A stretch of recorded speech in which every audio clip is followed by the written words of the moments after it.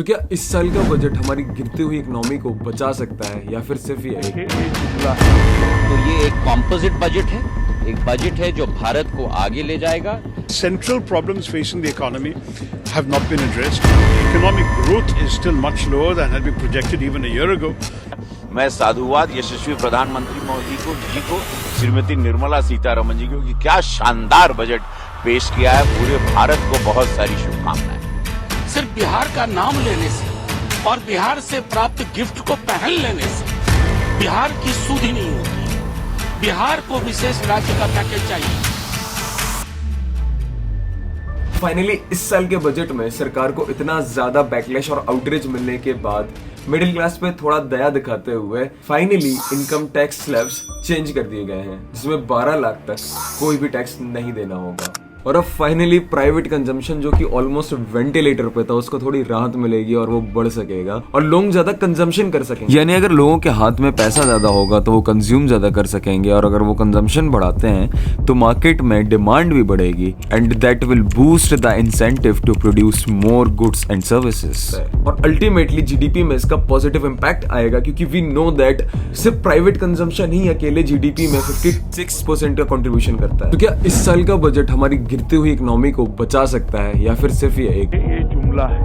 Well ये चीजें जितनी आसान लगती हैं उतनी होती नहीं है, क्योंकि if we see through it तो सरकार के रेवेन्यू में इनकम टैक्स एक मेजर रोल प्ले करता है। लेकिन ये देते कितने लोग हैं? पॉपुलेशन का सिर्फ 1 से 2% लोग। जी हाँ, देश के यही 1 से 2% लोगों पे देश के रेवेन्यू का मैक्सिमम बर्डन होता है। और नो डाउट 12 लाख तक इनकम टैक्स में राहत देने से इस मिडिल क्लास को बहुत ज्यादा राहत मिलेगी, पर देश की गिरती हुई जीडीपी और एग्रीगेट प्राइवेट कंजम्पशन का विलन तो कोई और ही है, और वो है जीएसटी।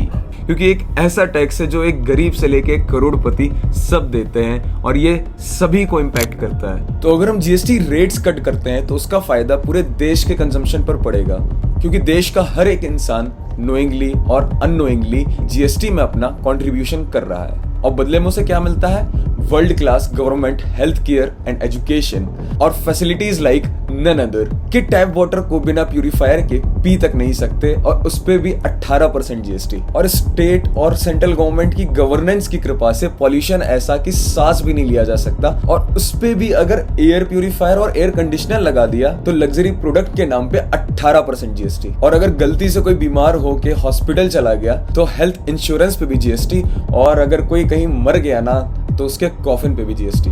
और ऐसा भी नहीं है सरकार जीएसटी कम नहीं कर सकती, क्योंकि जीएसटी कंपनसेशन फंड में 70,000 एक्स्ट्रा करोड़ रुपीस हैं। इनफैक्ट इनकम टैक्स कम करने से तो government will have loss of around 1 lakh crore, and cutting down income tax will benefit consumer that page taxes, but cutting down GST will benefit every consumer and businesses as well, acting as a multiplier effect.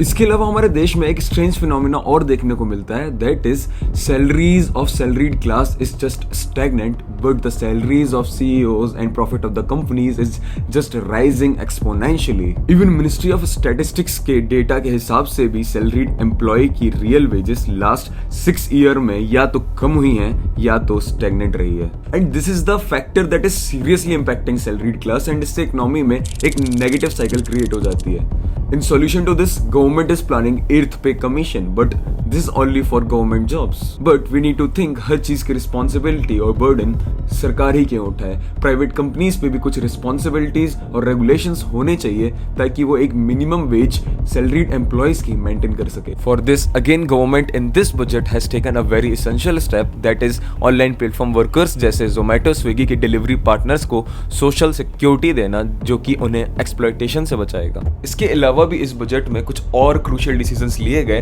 That is setting up a high level committee to form regulatory reforms, जो कि एक transformational major हो सकता है ease of doing business के लिए। इसके अलावा 36 लाइफ सेविंग ड्रग्स और मेडिसिन से कस्टम ड्यूटीज हटा दी गई हैं। इसके अलावा स्मार्टफोन के कुछ कंपोनेंट्स, ईवीज और सोलर के कंपोनेंट्स पे भी कस्टम ड्यूटी कम हुआ है। और बजट का एक बहुत बड़ा पोर्शन कैपिटल एक्सपेंडिचर यानी इंफ्रास्ट्रक्चर जैसी चीजों पे खर्च होगा। उसमें से भी एक बहुत बड़ा पोर्शन स्टेट्स और यूटीज को मिलेगा, स्पेशली बिहार।